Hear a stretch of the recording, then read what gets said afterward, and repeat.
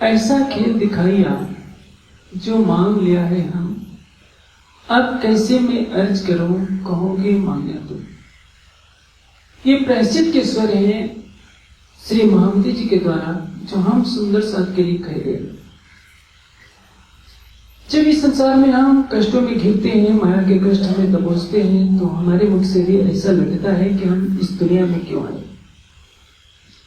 लेकिन इसके लिए हम राज्य को दोषी नहीं दे सकते। अक्षरातीत की लीला हमेशा प्रेम आनंद के लिए होती है, सबके कल्याण के लिए होती है। श्री महामत कहे मोमनो, तुम पर दमदम जो बरतत, सुसम इस घर का पल पल मेहर कर। ऐसा कोई कार्य हम नहीं बता सकते जिसके आधार पर हम ये दावा कर सकें कि राज्य के इस कार्य से हमें कष्ट हुआ है। उनका तो कथन है, जिन जुबान मैं दुख कहूं सो जुबान करो सकूं। यदि मेरे मुख से दुख शब्द का उच्चारण तुम्हारे लिए हो जाए तो मैं अपनी इस जीवा के 100 टुकड़े कर दूंगा। लेकिन ये भी कहते हैं कि दुख बिना न हुए जागनी जो करे कुल उपाय। जब तक हमें दुख दिखाया नहीं जाएगा तब तक हमारी आत्मा की जागनी नहीं हो सकती। दुख दिखाने में और दुख देने में बहुत अंतर होता है। दुख को देखकर विवेक पैदा होता है। बोलचाल की भाषा में कहावत कही जाती है कि जब ठोकर लगती है तो विवेक पैदा हो जाता है, सद्बुद्धि हो जाती है। जब तक किसी को ठोकर नहीं लगती है तब तक वो आंख मूंद करके चलता रहता है। ठोकर लगने का तात्पर्य क्या है? ये संसार का ऐसा एक दुख का झोंका जिसमें हम वास्तविक लक्ष्य को प्राप्त करने की तरफ आगे बढ़ते हैं। कल्पना कीजिए, यदि श्री मीराज जी को हफ्से में नहीं जाना पड़ता तो क्या वे अक्षरातीत की शोभा धारण कर सकते थे? क्या परम धाम की वाणी का अवतरण हो सकता था? दुख से पीरजी मिलसी सुखे न मिलिया कोल, अपने धनी का मिलना सो तो दुख है सो। दुख बड़ो पदार्थ जो कोई जाने, ताथे सुख को छोड़ सके दुख ले सके सो ले। इसलिए यदि हमें दुख होता है तो हमें मन्नतें नहीं मांगनी चाहिए कि राज्य इस दुख को दूर करो। जिस हाल में उसने रखा है उस हाल में हम हंसते रहे, क्योंकि हमें विश्वास होना चाहिए यदि दुख भी होता है तो उसमें राज्य की रचा है। यदि हमने समर्पण की भाषा सीख ली तो हम किसी तरह के गिले शिकवे नहीं करेंगे। कभी द्रौपदी ने गिले शिकवे नहीं किए होंगे। आप देखेंगे 14 वर्ष तक सीता रहती है राम के साथ। कभी राम से नहीं कहा कि पुरुषोत्तम आपको क्या पड़ी थी सत्य का पालन करने की। एक बार कह देते कि हम वन में नहीं जाएंगे तो मुझे भी तो जंगल में नहीं रहना पड़ता। आज की कोई बहन हो तो डेली महाभारत मचाएगी कि हमको ये अयोध्या छुड़वा दिया, मुझे वन में ला करके रख दिया। हम परम धाम की यदि आत्मा है, कुछ कष्ट झेलने की प्रवृत्ति रखनी चाहिए। ये ध्यान रखिए, कोई भी महान लक्ष्य बिना त्याग के प्राप्त नहीं होता। एक घटना मैं बताता हूं। गुरु गोविंद सिंह का मुगलों के साथ युद्ध चल रहा था, औरंगजेब के साथ। सरहिंद के नवाब के हाथ उनके 2 छोटे बेटे लग गए। एक की उम्र है 9 साल, एक की उम्र है 11 साल।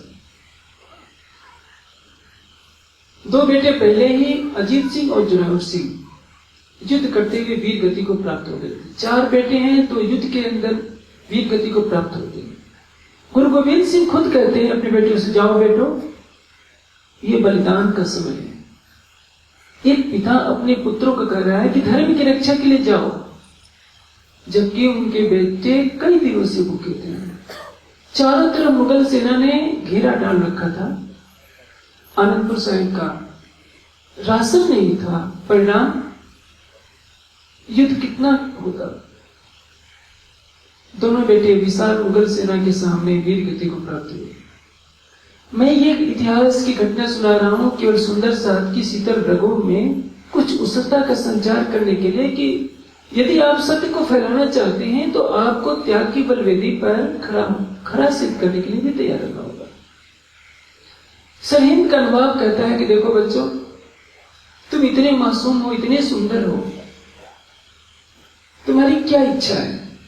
एक तरफ यदि तुम इस्लाम स्वीकार कर लेते हो तो तुम्हें बहुत बड़ी जागीर दी जाएगी, बड़े घराने में तुम्हारा विवाह हो जाएगा, नहीं तो दीवार में चिनवा दिया जाएगा। आप देखेंगे दोनों बच्चे कहते हैं कि नवाब यदि तुम छूट दो तो भी हम पलटन तैयार करें और युद्ध के मैदान में हम तुम्हें उत्तर दे देंगे कि हम क्या करना चाहते हैं। 11 साल 9 साल के बच्चे को किसने शिक्षा दी थी? अंत में दीवार में चिनाया जाता है। जब गर्दन तक छोटे भाई की गर्दन तक दीवार आ जाती है तो बड़े भाई की आंख से आंसू आ जाते हैं। छोटा भाई डांटने लगता है कि भाई क्या मरने के डर से तुम्हारे आंख से आंसू होंगे? बड़ा भाई 11 साल का कहता है कि नहीं, मरने के कारण मेरी आंख से आंसू नहीं आ रहे हैं, मेरे आंसू तो इसलिए आ रहे हैं कि मैं बड़ा हूं, पहले मुझे मरना चाहिए था, मेरी आंखों के सामने तुझे मरना पड़ रहा। आप सोच सकते हैं हम गुरु गोविंद सिंह के दोनों बेटों के 10वें हजार के बराबर भी त्याग करने के लिए कुछ तैयार नहीं हो सकते। उसी का परिणाम है। जब गुरु गोविंद सिंह की माता को पता चला तो उन्होंने किले की बुर्ज से छलांग लगा लिया और शरीर छोड़ दिया। गुरु गोविंद सिंह को भी उनके 2 मुगल पठान को भेजा था सरहिंद के नवाब ने। वे शिष्य बनकर की सेवा करने लगे और सोते समय उनके छाती में चाकू से वार किए। गुरु गोविंद सिंह को भी इस दुनिया से जाना पड़ा। एक पूरा परिवार समाप्त हो गया। उस घर में दीपक जलाने वाला भी नहीं बचा। किसके लिए? धर्म के लिए। धर्म का तात्पर्य मतांध होना नहीं, धर्मांधता या मतांधता या संप्रदायिकता कल्याण किसी का नहीं कर सकती। धर्म अलग है, संप्रदाय या मत अलग है।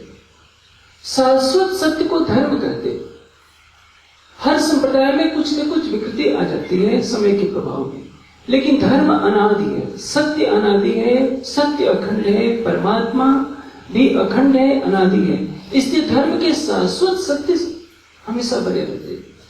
आज देश में 1000 मत पंथ हैं, संप्रदाय हैं। उनके मूल सिद्धांतों में कुछ सच्चाई है तो कहीं न कहीं कुछ झूठ भी होता है। हमें सांप्रदायिक कट्टरता तो नहीं लेनी चाहिए, लेकिन हाँ, धर्म के शाश्वत सत्य के ऊपर जरूर दृढ़ होना चाहिए कि प्राण चले जाए लेकिन हम धर्म के इस सिद्धांत से विमुख नहीं होंगे। वो सिद्धांत जो सार्वकालिक हो। आप तिलक लगाते हैं या नहीं, ये धर्म का सिद्धांत नहीं है। धर्म का सिद्धांत है तृतीय क्षमा दम स्तेयम शौचम इंद्रिय निग्रह धी विद्या सतम क्रोधो दशकम धर्म लक्षण। जो वाणी का सिद्धांत है, जो वेद का सिद्धांत है, वो धर्म है। कोई वैष्णव का अलग सिद्धांत है, शैव का अलग सिद्धांत है, जैन का, बौद्ध का, सिख का अलग अलग ये मत है, धर्म नहीं है। धर्म क्या है? एक है जो त्रिकाल में सत्य था, अनादिकाल से सत्य था। सत्य बोलना हिंदू के लिए भी जरूरी है, मुस्लिम के लिए भी जरूरी है, क्रिश्चियन के लिए भी जरूरी है। सत्य का पालन धर्म है। सत्य से हम विमुख न हो, इसी को कहते हैं धर्म से विमुख न होना। तो आत्म वाणी में जो अक्षरातीत का आदेश है वो हमारे लिए धर्म है। उसके विपरीत आचरण करना हमारे लिए अधर्म है। उसी तरह से दर्शन शास्त्र में कहा गया है 14 लक्षण अर्थो धर्म है। जो वेद का कथन है वो धर्म है, वेद से विपरीत जो कथन है वो धर्म है। हमारा वेद तो सुसम वेद है, चारों वेदों में भी सत्य को दर्शाया गया है, लेकिन पूर्ण प्रकाश जागृत बुद्धि के द्वारा, के ज्ञान के द्वारा आत्मा परमात्मा के समझ में दिया गया है। इसी संबंध से एक और घटना है। राजकुमार सिद्धार्थ बुद्ध बनकर के निकलते हैं,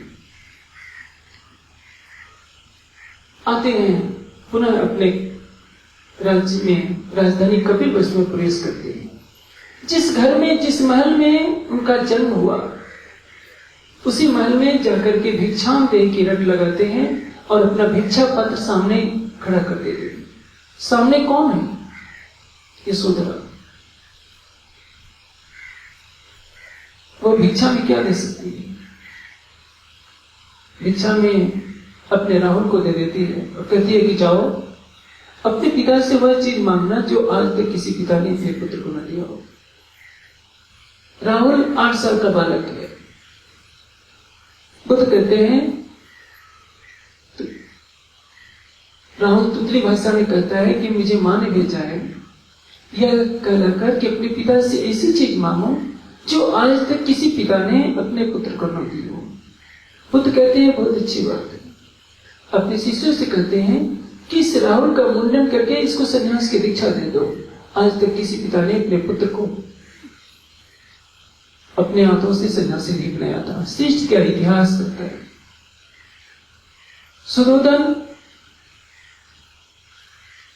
यह दृश्य देख करके रो पड़ते हैं। कहते हैं कि जो कपिल वस्तु का भावी सम्राट था घर घर भिक्षा मांग रहा है, मैं कैसे सहन करूं। बुद्ध कहते हैं कि साके नरेश, मैं अब सिद्धार्थ नहीं रहा, मैं अब गौतम बुद्ध हूं। और ये बुद्धों की परिपाटी है कि उन्होंने भिक्षा मांगकर ही गुजारा किया। मेरा खानदान अब साके वंश का नहीं रहा। मैं बुद्ध की श्रेणी में आ चुका हूं। जिसने शाश्वत सत्य को जान लिया है वो अपने लिए धन संग्रह नहीं कर सकता।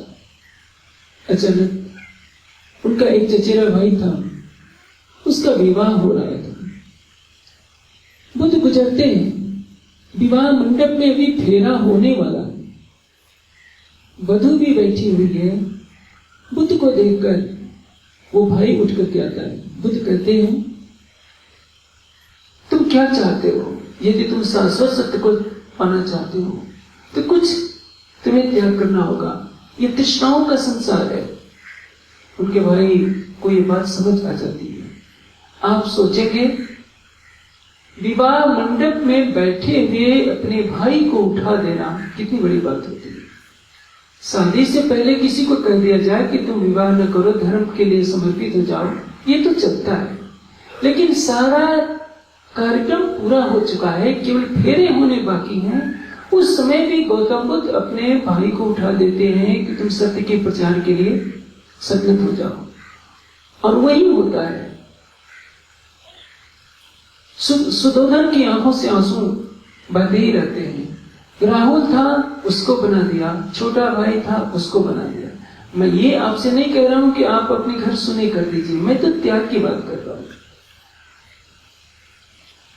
कि 9 साल और 11 साल के बच्चे धर्म की रक्षा के लिए, सत्य की रक्षा के लिए दीवार में चुना जाना पसंद करते हैं, लेकिन शरीर के सामने समझौता नहीं करते। हम अपनी अंतरात्मा से पूछ सकते हैं कि क्या हमारे पास गुरु गोविंद सिंह के पुत्रों जैसा त्याग है, गौतम बुद्ध जैसा त्याग है? इसी त्याग का परिणाम हुआ। गौतम बुद्ध के त्याग को देखकर एक दो नहीं, सैकड़ों राजकुमारों ने अपने राजमानों को छोड़ा। न जाने कितनी राजकुमारियों ने अपना वैभवशील जीवन त्यागा, भिक्षुक बने। यहां तक कि सम्राट अशोक ने भी अपने बेटे महेंद्र और संघमित्रा को भिक्षुक बना दिया अपनी आंखों से। एक सम्राट है भारत का, जिसके महल को देखकर मेगास्थनीज ने कहा था कि ऐसा महल तो मनुष्य बना ही नहीं सकता, देवताओं ने इस महल को बनाया हुआ। उस महल के वैभव में पलने वाले महेंद्र और संघमित्रा भिक्षुक बनकर के जाते हैं। आज लंका में जो बौद्ध धर्म दिख रहा है वो महेंद्र और संघमित्रा के तप और त्याग की कहानी कहता है। बुद्ध के शिष्यों ने चीन, जापान, मंगोलिया, इंडोनेशिया, जावा, सुमात्रा, न जाने कितने देशों में पताका फहराई।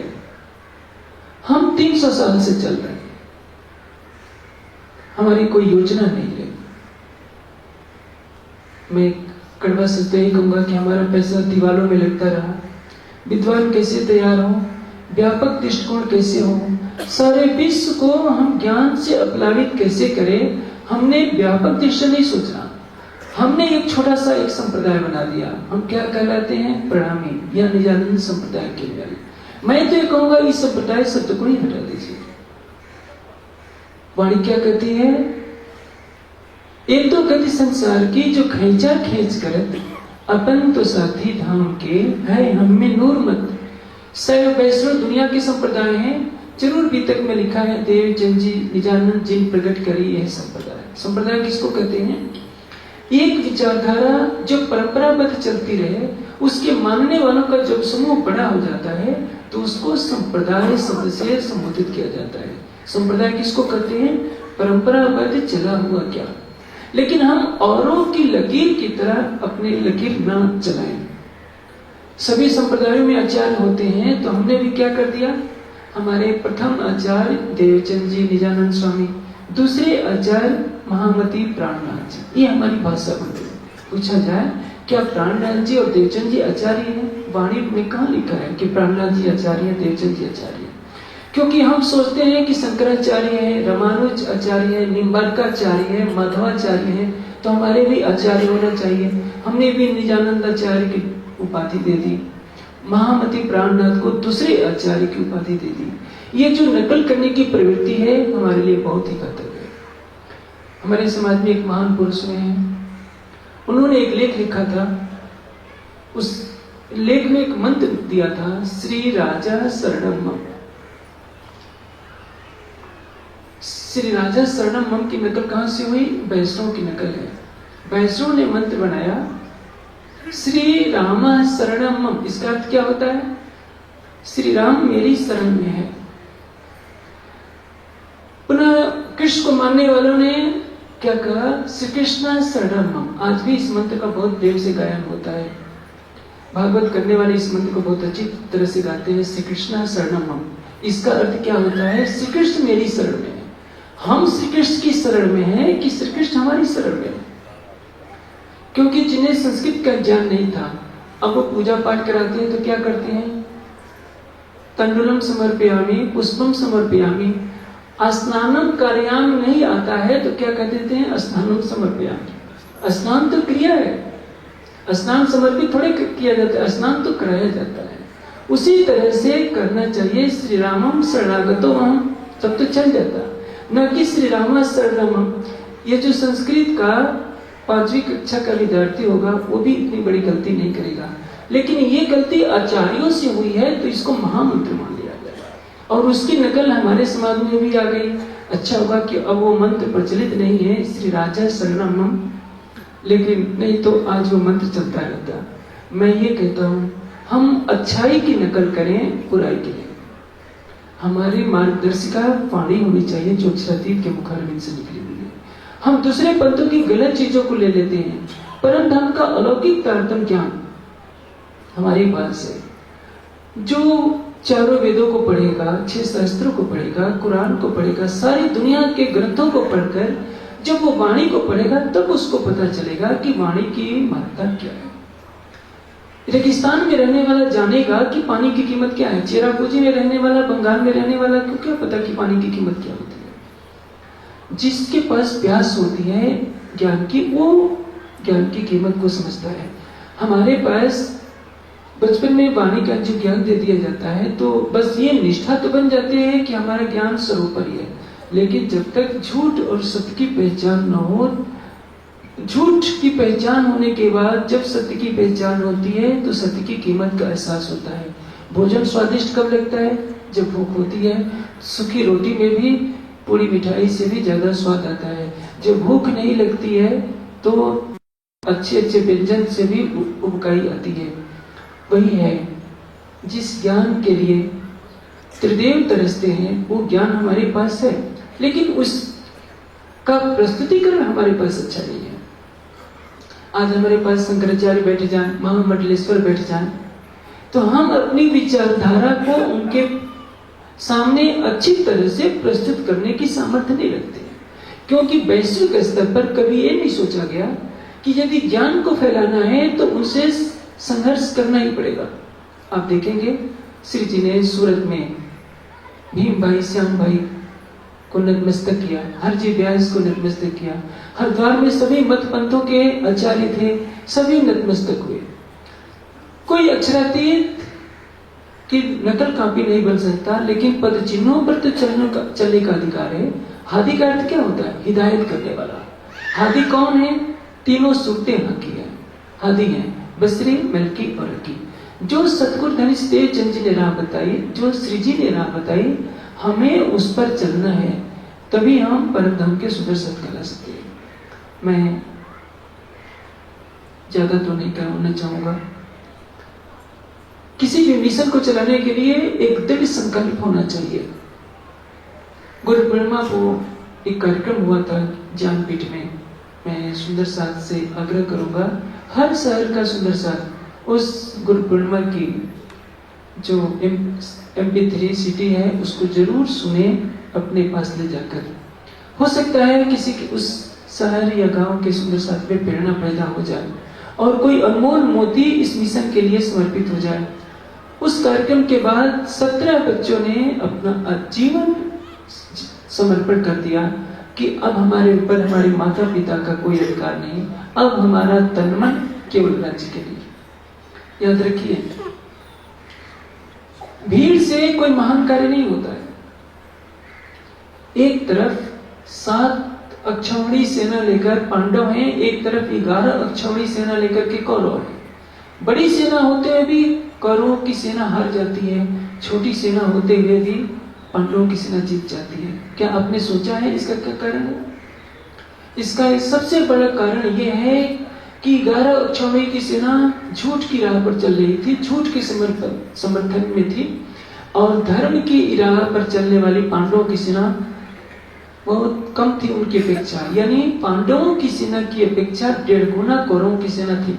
और उसमें भी भीष्म पितामह जिनको इच्छा मृत्यु का वरदान है, कृपाचार्य और अश्वत्थामा जो अमर हैं, आज भी जीवित हैं, और द्रोणाचार्य जिनके हाथ में जब तक धनुष हो कोई मार नहीं सकता, कर्ण के हाथ में जब तक धनुष हो तब तक कोई मार नहीं सकता, लेकिन फिर भी इनकी हार हुई क्यों? दूसरा कारण यह है, इनमें आपस में फूट थे, लड़ रहे थे दुर्योधन के लिए, जीत चाहते थे पांडवों के लिए, और सब चाह रहे थे। भीष्म पितामह कहते हैं कि मैं यदि कर्ण युद्ध के मैदान में आता है तो मैं धनुष नहीं उठाऊंगा। कर्ण सोचता है कि मुझे अर्जुन से लड़ना है, भीष्म पितामह जब मरेंगे तभी मेरा नंबर आएगा। वो मना रहे हैं कि कब ये मरे। द्रोणाचार्य सोचते हैं कि मैं लड़ तो रहा हूं दुर्योधन की तरफ से, लेकिन मैं दिल से चाहता हूं कि विजय पांडवों की हो। कर्ण सोचता है कि अब ये तो द्रोणाचार्य सेनापति बन गए, मेरा तो नंबर ही नहीं आया, ये जब मरे तब तो मैं सेनापति बनूं। उसी तरह से सब एक दूसरे का अहित चाह रहे हैं। सेना बड़ी होते हुए कौरवों की सेना हार जाती है, क्योंकि एक तो धर्म की राह पर थी, दूसरे इसमें बिखराव था, और 5 पांडवों का लाडला था जो धृष्टद्युम्न, क्योंकि द्रौपदी का भाई था, इसलिए 5 पांडवों में कोई चाह ही नहीं सकता था कि धृष्टद्युम्न मरे। आपको जानते हैं बोलचाल में कहावत क्या कही जाती है, खुदा की खुदाई एक तरफ और लुगाई का भाई एक तरफ। फिर धृष्टद्युम्न का अहित कौन चाह सकता था?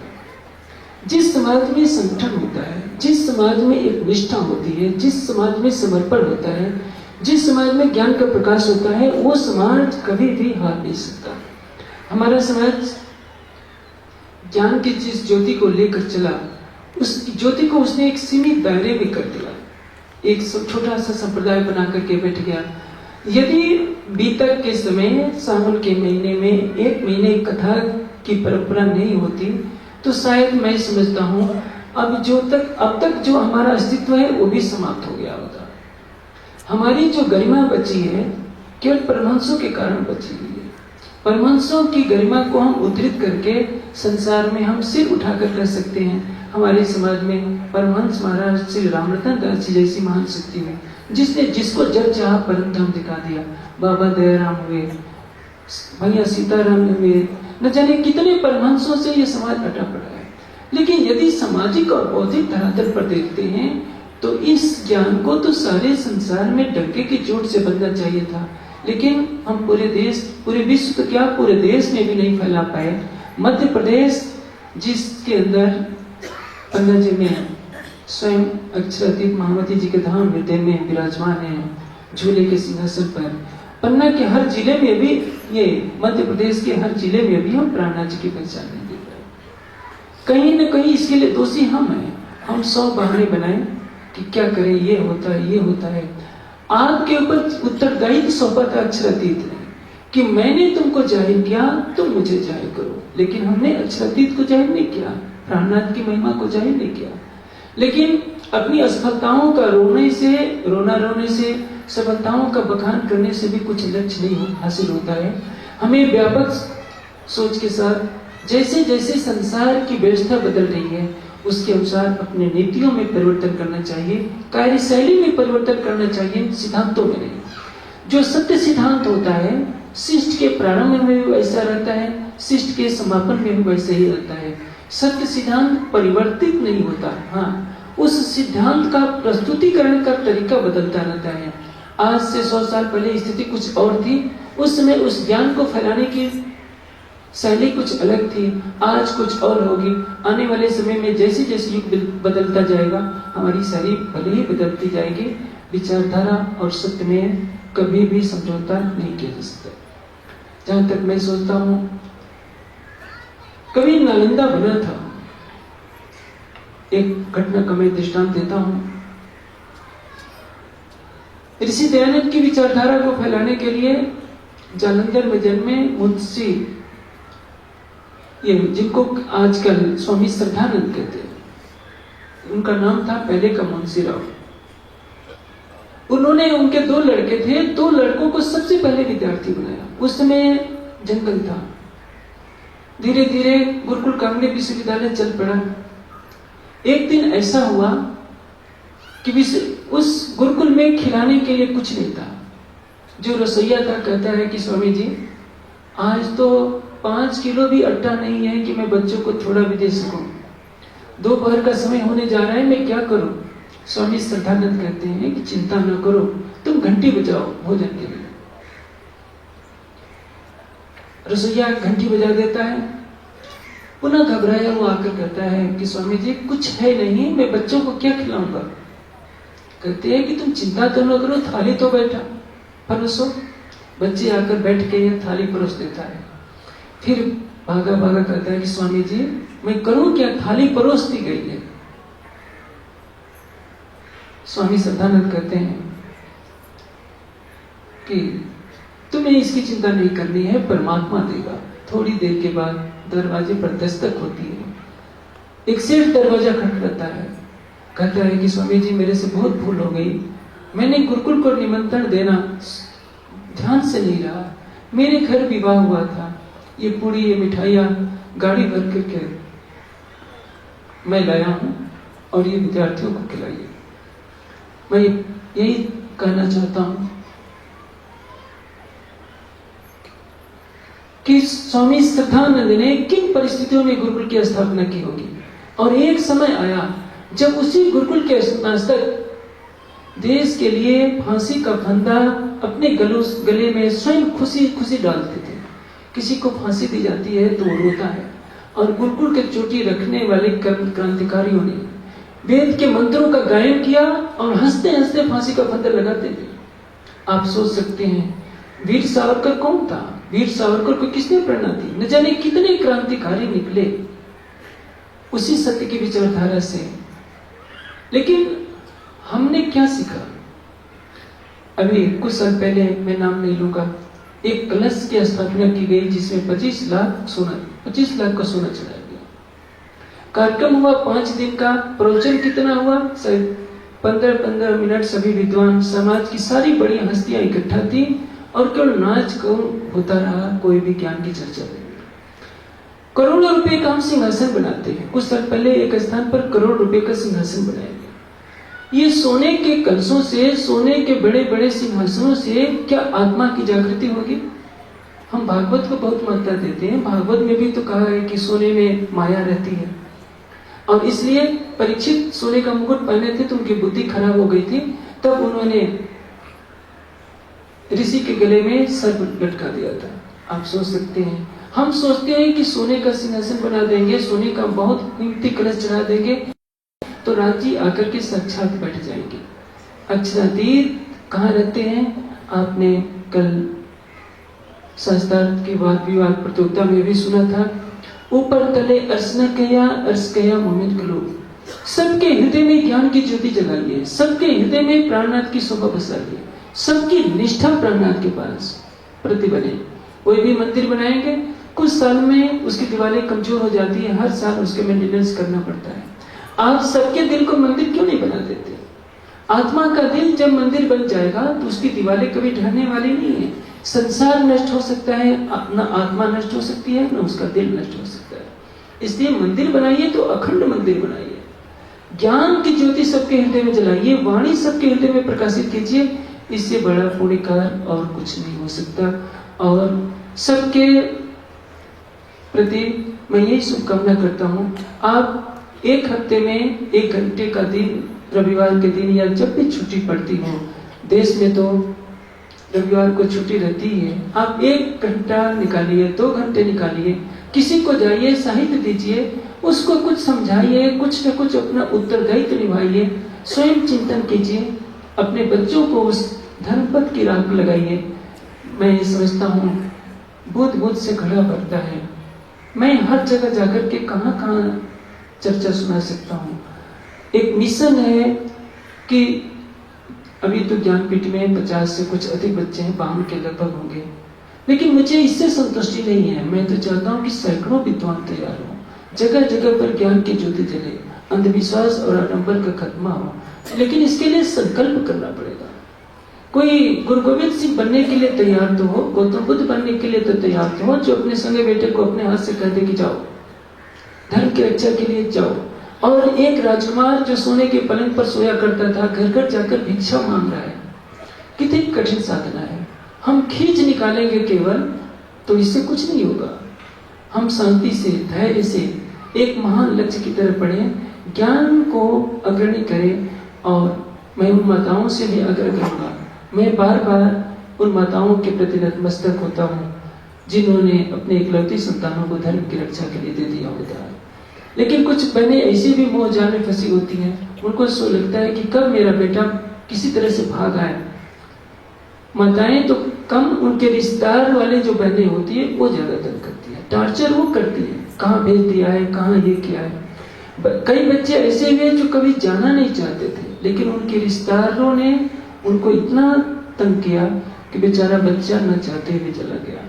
याद रखिए, आपके त्याग की नींव पर ही धर्म प्रचार का कार्य होगा। यदि आपके पास त्याग नहीं, श्रद्धा नहीं, समर्पण नहीं, तो वाणी नहीं फैल सकती। देश की रक्षा करने वाला एक सैनिक यदि अरुणाचल और लद्दाख के 0 से 40-30 सेंटीग्रेड तापक्रम में भी रहता है, तो जैसलमेर की 50 सेंटीग्रेड तपतपाती धूप में भी अपने जीवन को गुजारता है। उसके बगल से गोली सनसनाती हुई निकल जाती है, लेकिन उसको तो कर्तव्य के पथ पर चलना होता है। हमारे बीच में सेवा अधिकारी हैं, उनसे पूछिए बॉर्डर पर क्या क्या दिन देखना पड़ता है। बीएसएफ वाले तो बॉर्डर की रक्षा उस समय करते हैं जब युद्ध नहीं होता है, लेकिन जब दोनों तरफ से युद्ध हो रहा होता है, सैनिक सोचता है कि मरना तो है, मरूंगा तो मैं मातृभूमि के लिए मरूंगा।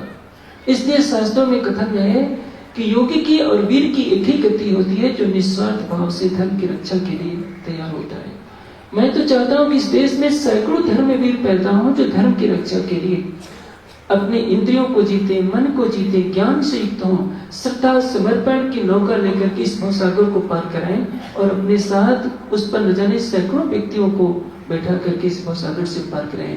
परम धाम की ब्रह्मवाणी आई है कर्मकांडों में उलझने के लिए नहीं, केवल ज्ञान का दीप जलाकर सारे संसार को एक सत्य की पहचान कराने के लिए। अब समय ज्यादा होता जा रहा है, मैं इसके लिए क्षमा चाहूंगा कि आवश्यकता से ज्यादा 10 मिनट में बोल गया, जबकि मेरा नियम है मैं 1 मिनट भी ज्यादा बोलने का प्रयास नहीं करता। चलते चलते एक बात कर दूं, मैंने बहुत प्रयास किया कि सबको स्वरूप साहब जो छप रहे हैं वो मिल जाए, रास का ग्रंथ का गोटा मिल जाए, लेकिन बहुत प्रयास करने के बाद एक कॉपी तैयार हुई है विमोचन के लिए। स्वरूप साहब भी छप गए, रास ग्रंथ की टीका भी छप गई है। बाइंडिंग में देर होने के कारण नहीं मिल पाई। पर्दे के पीछे से जिन सुंदर साथ ने रात दिन परिश्रम किया है, ज्ञानपीठ के 5-6 विद्यार्थियों ने, अशोक है, सचिदानंद है, पवन है, राजकुमार है, और भी 3-4 बच्चे हैं जो दिन रात लगे रहे कंप्यूटर पर। और आपको मालूम है प्राणनाथ ज्ञानपीठ ट्रस्ट के उप संरक्षक मानिक भाई आज 4 बजे सोने गए हैं। वो प्रेस में बैठकर छपा रहे थे। केवल मैंने ये कहा था कि मैं चाहता हूँ कि रास की टीका किसी तरह से मिल जाए, मेरा वचन झूठा ना हो। इसके लिए मानिक भाई 4 बजे तक सोते रहे, 4 बजे तक जग करके अपने सामने छपवाते रहे। जैसे मानिक भाई को सद्भाव राज्य ने दिया है, ज्ञानपीठ के हर ट्रस्टी के प्रति वैसी मन में वैसी भावना हो, हर सुंदर साहब के साथ वैसी भावना हो। मानिक भाई की जितनी प्रशंसा की जाए बहुत कम है। यदि किसी को संत गृहस्थ कहते हैं, गृहस्थ में रहते हुए भी जो संत है, आध्यात्मिक ऊंची अवस्था में पहुंचा हुआ है, तो उसको मानिक भाई कहते हैं। और मैं धामधनी से प्रार्थना करता हूँ कि इस टीका को इतनी जल्दी छपाने में जिन सुंदर साहब ने अपना त्याग किया है, धामधनी उनके ऊपर मेहर करते रहे। बोलिए श्री प्राणनाथ